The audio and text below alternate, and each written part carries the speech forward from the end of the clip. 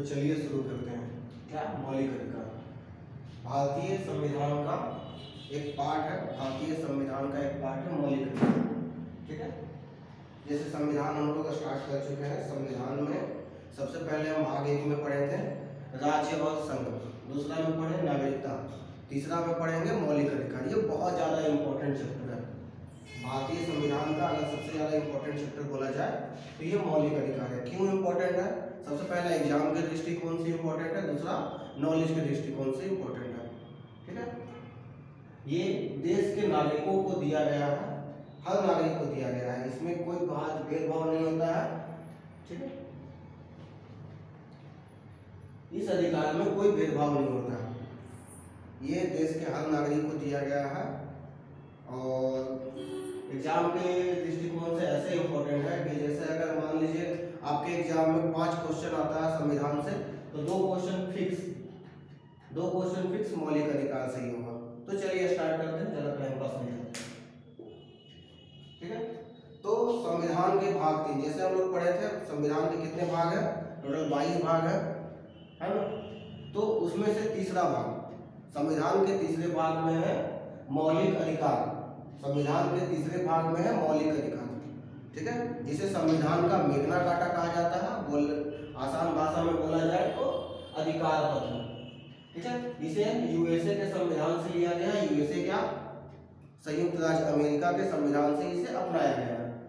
ठीक है, इसको हम लोग संविधान के स्रोत में भी पढ़े थे। इसे संविधान का मेघना काटा कहा जाता है। जब संविधान हम लोग का बना था तब हम लोग का मूल अधिकार कितना था? मूल अधिकार था 7, लेकिन एक मूल अधिकार को हटा दिया गया। कौन से अधिकार को? संपत्ति के अधिकार को। ठीक है, क्यों हटाया गया?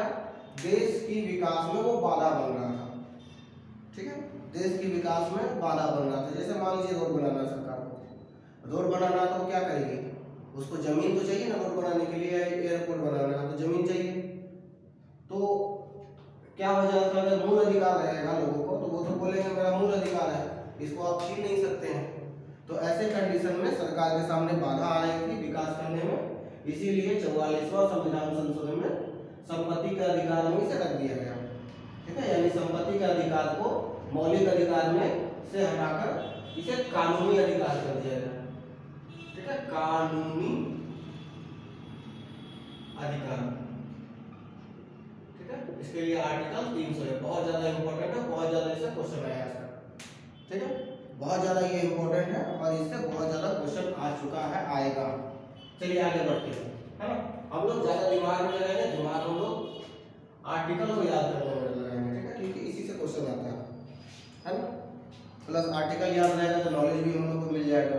तो आर्टिकल 12 से 35 तक है मौलिक अधिकार। 12 से 35 तक है मौलिक अधिकार। ठीक है, तो 12 का छोड़ देते हैं, 13 का छोड़ देते हैं, 14 से आते हैं, क्योंकि जो इंपॉर्टेंट है वही पढ़ेंगे, कितना पढ़ेंगे थक जाएंगे। तो 14 में क्या है? 14 में क्या है? विधि के समक्ष समानता। विधि के समक्ष समानता 14 में क्या है? ये आर्टिकल है। ठीक है, ये आर्टिकल 14 में क्या है? विधि के समक्ष समानता। ठीक है, विधि के समक्ष समानता यानी विधि यानी कानून के सामने सभी लोग क्या है? समान है। लेकिन इसमें कुछ क्लोज है।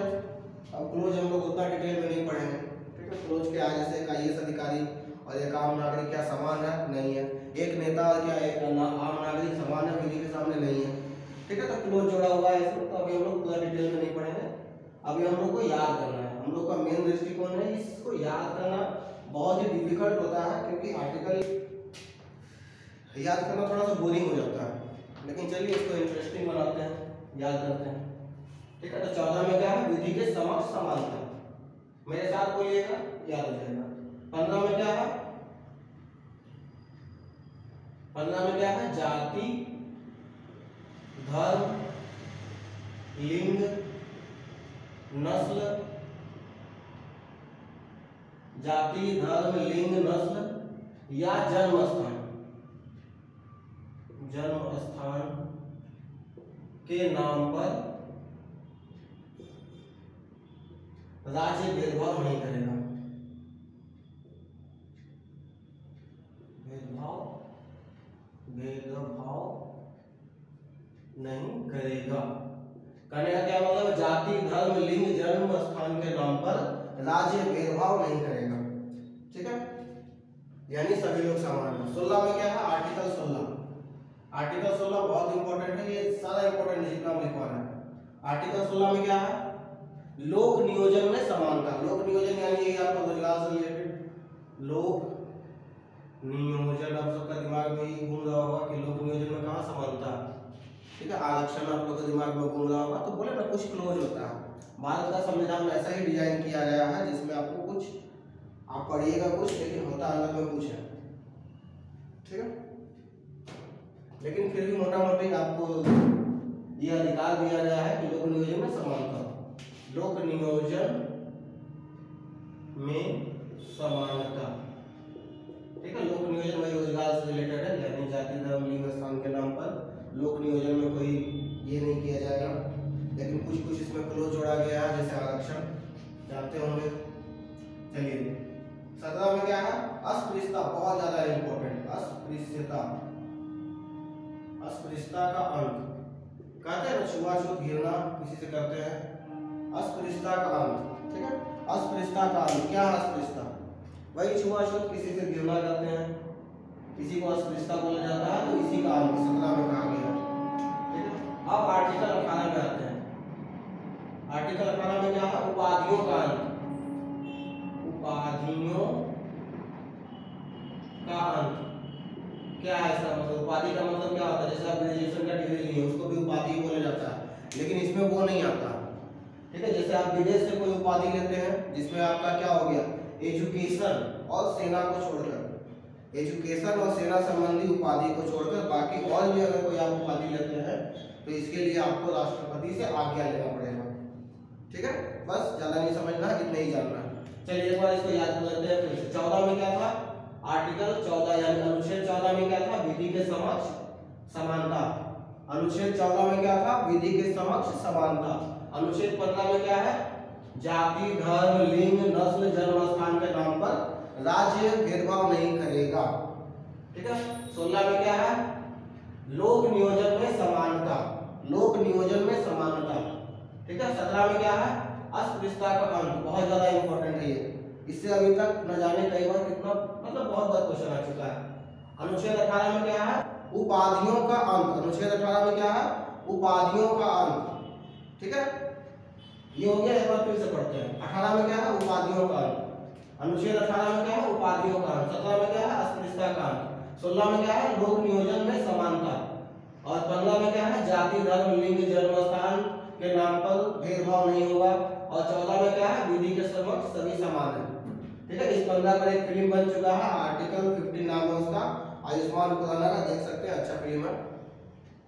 ठीक है, चलिए 18 के बाद हम लोग आते हैं 19 20 21 और 22 को एक साथ याद करेंगे, है ना।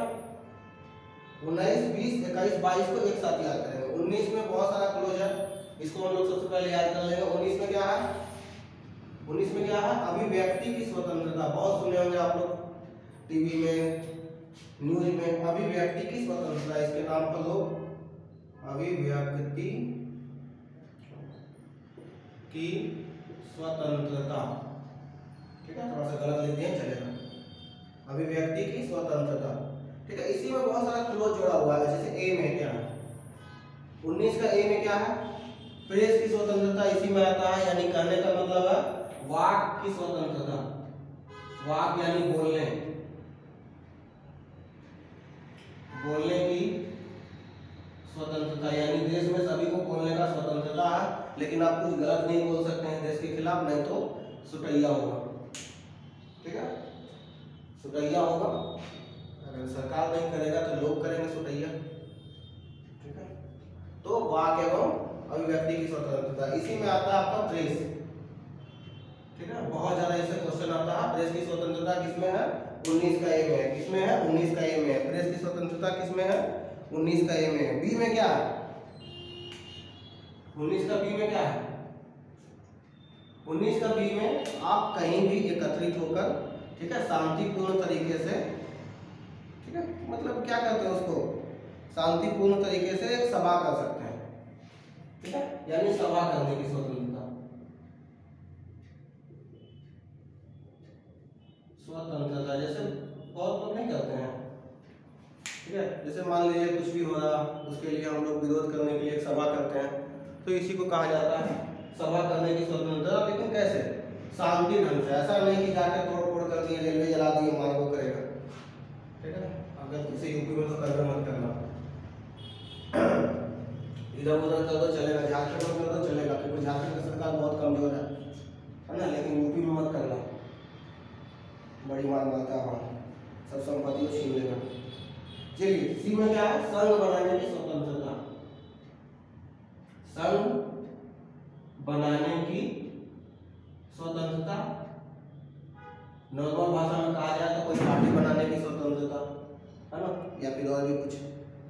चलिए, इसके बाद क्या है? 19 के बाद डी, सी के बाद है डी, दिख रहा है यहाँ से 19 के बाद, ठीक है। देश के किसी भी क्षेत्र में, किसी भी क्षेत्र में निवास करने की स्वतंत्रता, निवास या बसने की स्वतंत्रता या घूमने की स्वतंत्रता कहते हैं ना। तो देश के किसी भी क्षेत्र में, देश के किसी भी क्षेत्र में आवागमन, देश के किसी भी क्षेत्र में हम आवागमन कर सकते हैं, लेकिन इसमें भी कुछ क्लोज है, जैसे नागालैंड का कुछ क्षेत्र प्रतिबंधित है, अंडमान निकोबार का कुछ क्षेत्र प्रतिबंधित है, और भी कई क्षेत्र है जो प्रतिबंधित है आम नागरिकों के लिए, लेकिन है। डी के बाद आता है ई, कहाँ लेकर यहाँ लिखते हैं। डी के बाद आता है ई, कौन सा ई? 19 का ई। 19 का ई में क्या है? किसी भी क्षेत्र में, देश के किसी भी क्षेत्र में निवास करने की स्वतंत्रता, देश के किसी भी क्षेत्र में निवास, ठीक है, देश के किसी भी क्षेत्र में निवास करने की स्वतंत्रता। लेकिन 2019 से पहले इसमें एक अपवाद था, 2019 से पहले एक अपवाद था, क्या? जम्मू एंड कश्मीर, ठीक है, जम्मू एंड कश्मीर। लेकिन हमारे मोटा भाई है, नाम है अमित शाह, सबको सॉल्व करेंगे, ठीक है। तो हमारे मोटा भाई ने इसे सॉल्व कर दिया और 370 धारा हटा दिया, ये अपवाद भी खत्म हो गया, ठीक है। तो देश के किसी भी क्षेत्र में हम निवास कर सकते हैं, हमें यह अधिकार है, लेकिन कुछ क्लोज जोड़ा गया है ना। देश का कुछ ऐसा प्रतिबंधित क्षेत्र है जिसको में हम लोग निवास नहीं कर सकते हैं, ठीक है। इसके बाद ई के बाद क्या आता है? एफ आता है, एफ को खत्म कर दिया गया, वही संपत्ति का अधिकार से रिलेटेड था इसमें। एफ के बाद आता है जी, जी से याद रखिएगा, ई एफ जी, जीविका चलाना, जीविका चलाने की स्वतंत्रता, मतलब कोई भी व्यापार कर सकते हैं जीविका चलाने के लिए, लेकिन इसको लोग गलत समझ लेता है, दारू का दुकान खोल लेता है, ठीक है। तो जीविका चलाने के लिए कोई भी व्यापार आप कर सकते हैं, ऐसा व्यापार जो प्रतिबंधित ना हो, ठीक है। क्लियर यहाँ पर? चलिए एक बार फिर से रिपीट करते हैं। 19 का ए में क्या था? वाक एवं बोलने की स्वतंत्रता, जिसको प्रेस की स्वतंत्रता भी कर सकते हैं। सभा करने की स्वतंत्रता, यानी किसी भी क्षेत्र में हम शांतिपूर्ण ढंग से सभा कर सकते हैं, ठीक है। संघ बनाने की स्वतंत्रता, यानी हम संघ बना सकते हैं, ठीक है। डी में क्या था? देश के किसी भी क्षेत्र में आवागमन कर सकते हैं, है ना, देश के किसी भी क्षेत्र में आवागमन कर सकते हैं। और ई में क्या था? देश के किसी भी क्षेत्र में हम निवास कर सकते हैं, ठीक है। और जी में क्या था? जीविका चलाने की स्वतंत्रता। बस कहानी खत्म यहाँ तक। अब आते हैं किसमें? 19 के बाद क्या आता है? 20 आता है। 20 और 22 में हमेशा कंफ्यूजन होता है लोगों को, क्योंकि दोनों एक ही जैसा है। एक ही जैसा क्या है? 20 में क्या है? अपराध के लिए दो सिद्धि के संबंध में संरक्षण, अपराध के लिए दो सिद्धि के संबंध में संरक्षण, दो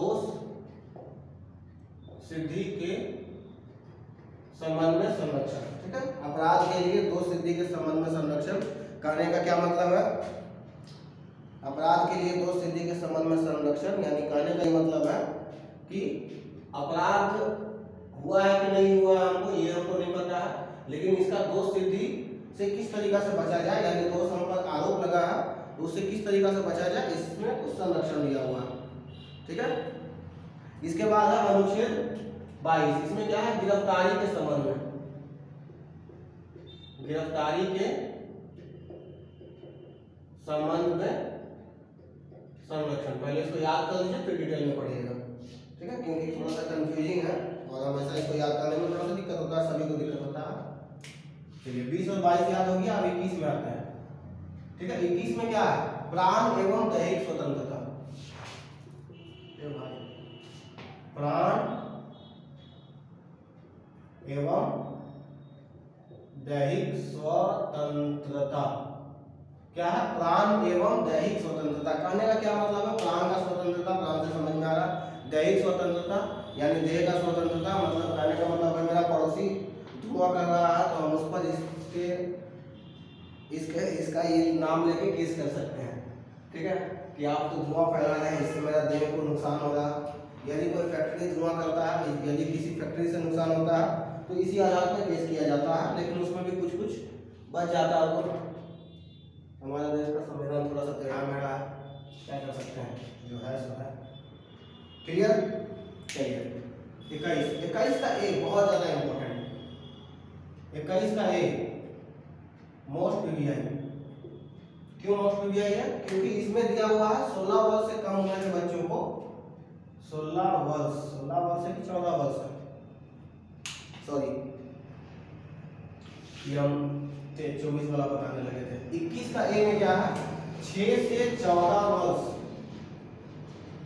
6 से 14 वर्ष से के उम्र के बच्चों के लिए, 6 से 14 वर्ष के उम्र के बच्चों के लिए निःशुल्क शिक्षा, ठीक है। कौन करवाएगी, राज्य करवाएगी, है ना, कौन करवाएगी, राज्य करवाएगी। 6 से 14 वर्ष के उम्र के बच्चों के लिए निःशुल्क शिक्षा कौन करवाएगी, राज्य करवाएगी, ठीक है। क्लियर है। यानी अगर आपके क्षेत्र में 6 से 14 वर्ष के उम्र के बच्चों को निःशुल्क शिक्षा नहीं मिल सकती है तो आप राज्य पर न्यायालय में आप जा सकते हैं, बाकी और ज्यादा नहीं कुछ कहेंगे, ठीक है। नेक्स्ट 21 का ये हो गया ना, 21 का ये हो गया, 22 हो गया। अब आते हैं 23 में। 23 में क्या है, बालाक श्रम, बालाक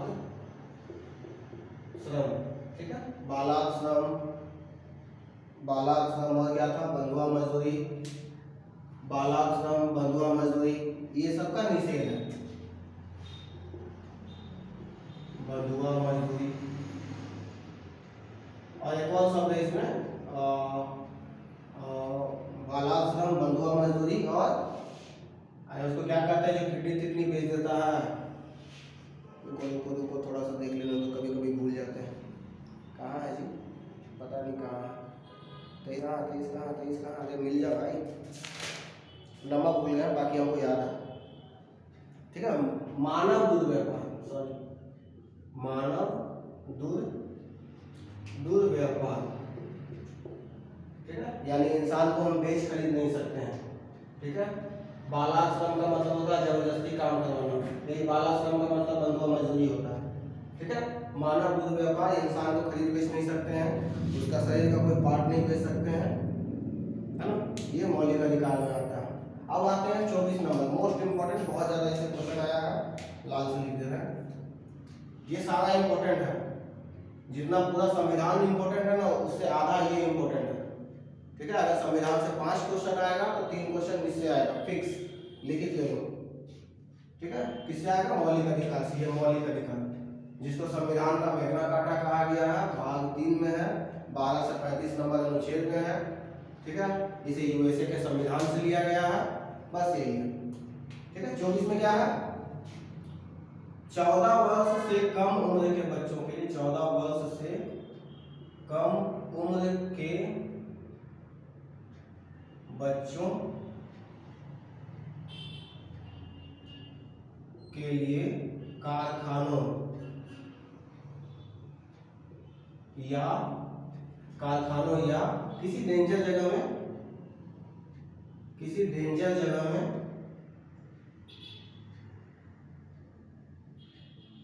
काम करना निषेध है। देखते हैं होटल में छापा के मार देता है, कोई बच्चा काम करते रहता है तो, ठीक है, और पैसा लेके चल जाता है, मेरे बगल में तो बहुत हुआ, ठीक है। तो 14 वर्ष से कम उम्र के बच्चों के लिए कारखानों या किसी भी ऐसे डेंजर जगह में काम करना निषेध है, ठीक है। क्लियर? 14 तक क्लियर। अब एक बार इसको रिवीजन कर लेते हैं, चलिए स्पीड में थोड़ा सा रिवीजन करते हैं, क्योंकि रिवीजन बहुत ज़्यादा जरूरी होता है। हम लोग पढ़ रहे हैं क्या? मौलिक अधिकार। मौलिक अधिकार संविधान के किस भाग में है? भाग 3 में है, ठीक है। मौलिक अधिकार संविधान के किस भाग में है? भाग 3 में है। कितना नंबर से कितना नंबर अनुच्छेद में है? 12 से 35 में है। मौलिक अधिकार को संविधान का मैग्ना कार्टा कहा गया है, इसे यूएसए के संविधान से लिया गया है। जब मौलिक अधिकार बना था तो कितना मौलिक अधिकार था? 7, लेकिन अब कितना है? 6। मौलिक अधिकार जब बना था तब कितना था? 7, अब कितना है? 6, ठीक है। तो 44वें संविधान संशोधन में संपत्ति का अधिकार जो कि मौलिक अधिकार था उसको हटा करके कानूनी अधिकार में डाल दिया गया, ठीक है। किस आर्टिकल के तहत? 300A में डाल दिया गया। इससे बहुत क्वेश्चन अभी तक आया है, ठीक है। अब हम लोग आर्टिकल को याद करते हैं क्योंकि यही सबसे ज्यादा कंफ्यूजिंग है ना। चलिए आर्टिकल फिर से आते हैं। अनुच्छेद 14 में क्या है? विधि के समक्ष समानता। साथ में बोलिएगा, जल्दी याद होगा। आर्टिकल 14 में क्या है? विधि के समक्ष समानता। आर्टिकल 14 में क्या है? विधि के समक्ष समानता। आर्टिकल 15 में क्या है? जाति, धर्म, लिंग, जन्म स्थान के नाम पर भेदभाव नहीं करेगा, ठीक है। कौन नहीं करेगा? राज्य या फिर कोई संस्था, राज्य ही बोलते हैं उसको, ठीक है। 16 में क्या है? लोक नियोजन में समानता। लोक नियोजन यानी रोजगार से रिलेटेड है ये, ठीक है। तो लोक नियोजन में सभी को समानता, समान अवसर मिलेगा। आरक्षण अलग चीज है, ये अलग है, ठीक है, लेकिन उसी के अंदर में आता है। 17 में क्या है? अस्पृश्यता कांड यानी छुआछूत बोल सकते हैं, किसी से घृणा कर सकते हैं, वो बोल सकते हैं, ठीक है। 18 में क्या है? उपाधियों कांड। एक बार फिर से 14 में क्या है? विधि के समक्ष समानता। 15 में क्या है? 15 में क्या है? जाति, धर्म, लिंग, स्थान, जन्म स्थान के नाम पर राज्य विभेद नहीं करेगा। 16 में क्या है? उपाधियों कांड। 17 में क्या है? अस्पृश्यता कांड। 18 में क्या है? 18 में उपाधियों कांड। 16 में क्या है? लोक नियोजन में समानता। एक बार फिर से 14 में क्या है? विधि के समक्ष समानता। 15 में क्या है? जाति, धर्म, लिंग, स्थान के नाम पर राज्य भेदभाव नहीं करेगा। 16 में क्या है? लोक नियोजन। 17 में क्या है? अस्पृश्यता कांड। 17 में क्या है? अस्पृश्यता कांड। 18 में क्या है? उपाधियों कांड। समझा दिए थे पहले, ठीक है। अब आते हैं 19 में। 19 में 4-5 जो है सबको याद करेंगे क्योंकि सब इंपॉर्टेंट है। 19 का ए में क्या है? वाक एवं बोलने की स्वतंत्रता, ठीक है, जिसमें प्रेस की स्वतंत्रता आता है। 19 का बी में क्या है? सभा करने की स्वतंत्रता। 19 का सी में क्या है? संघ बनाने की स्वतंत्रता। 19 का डी में क्या है? देश के किसी भी क्षेत्र में आवागमन करने की स्वतंत्रता, ठीक है। 19 का ई में क्या है? देश के किसी भी क्षेत्र में निवास करने की स्वतंत्रता। 2019 से पहले जम्मू एंड कश्मीर था, लेकिन हमारे मोटा भाई ने इसको खत्म कर दिया अपवाद को, है ना। 19 का जी में क्या है? जीविका चलाने की स्वतंत्रता। मतलब जीविका चलाने के लिए कोई भी व्यापार कर सकते हैं, इसमें भी कुछ क्लोज है, ठीक है, जैसे दारू नहीं बेच सकते हैं, गांजा गांजा नहीं बेच सकते हैं। फिर 20 में क्या है? अपराध के लिए 2 सिद्धि के समन्वय संरक्षण, यानी अपराध हम जो किए हैं या नहीं भी किए हैं तो उससे जो 2 सिद्धि होगा किस तरीके से बचा जाए। 22 में क्या है? गिरफ्तारी के संबंध में संरक्षण, यानी आपको जब कोई गिरफ्तार करने आता है तो आपको क्या करना चाहिए उसके बारे में अगर आपको ज्यादा जानकारी चाहिए आर्टिकल 22 को पढ़ लीजिएगा, बहुत जानकारी मिल जाएगा, ठीक है। जैसे इसी में आता है कि आपको 24 घंटा से पहले मजिस्ट्रेट के सामने पेश करना है ना। और क्या था? और था कि जब आप गिरफ्तार किए जा रहे हैं तो आपको पूछने का हक है कि आपको क्यों गिरफ्तार किया जा रहा है, यही सब कहानी है। 21 में क्या है? प्राण एवं दैहिक स्वतंत्रता। प्राण एवं दैहिक स्वतंत्रता। 19 में क्या है? प्राण एवं दैहिक स्वतंत्रता। उसके बाद आते हैं हम लोग 21 का ए। 21 का ए में क्या है? 6 से लेकर 14 वर्ष के उम्र के बच्चों के लिए निःशुल्क शिक्षा प्रदान किया जाएगा। किसके द्वारा? राज्य के द्वारा। अब यहाँ राज्य 2 आ जाता है, राज्य आपका जो स्टेट है और एक है आपका सेंट्रल, लेकिन राज्य का थोड़ा सा मतलब चेंज हो जाता है। अगर राज्य को संविधान में बोल रहे हैं तो केंद्र का ही बात होता है। क्यों होता है इसके बारे में हम पहले बता चुके हैं, फिर से बता देंगे, ठीक है। चलिए 23 में क्या है? बालाश्रम। बालाश्रम में क्या है? बंधुआ मजदूरी। बालाश्रम मतलब क्या होता है? बंधुआ मजदूरी, यानी जबरदस्ती काम नहीं कराया जा सकता है। और इसी में आता है मानव दुर्व्यापार। मानव दुर्व्यापार यानी किसी के इंसान को बेच देना, पहले जमाने में होता था, ठीक है, इंसान की खरीद बिक्री। उसके बाद 24 में क्या है? 14 वर्ष से कम उम्र के बच्चों के लिए कारखानों या किसी भी डेंजर जगह पर काम करना निषेध है, ठीक है, एक बार फिर से 20 से पढ़ते हैं। 20 में क्या है, अपराध के लिए दोष सिद्धि के संबंध में संरक्षण। 22 में क्या है, गिरफ्तारी के संबंध में संरक्षण। 22 के बाद फिर 21 में आते हैं। 21 में क्या है, प्राण एवं दैहिक स्वतंत्रता। और 21 का ए में क्या है, 14 वर्ष से कम उम्र के 6 से 14 वर्ष के बीच के बच्चों के लिए राज्य सरकार यानी राज्य क्या करवाएगी, निःशुल्क शिक्षा उपलब्ध करवाएगी। ठीक है, 21 हो गया, 21 का ए हो गया। 22 हम लोग पढ़ लिए हैं, 20 पढ़ लिए हैं। 23 में क्या है, बालाश्रम एवं मानव दूध व्यापार। 24 में क्या है, 14 वर्ष से कम उम्र के बच्चों के लिए कारखानों या किसी भी डेंजर जगह में काम करना निषेध है। क्लियर, चलिए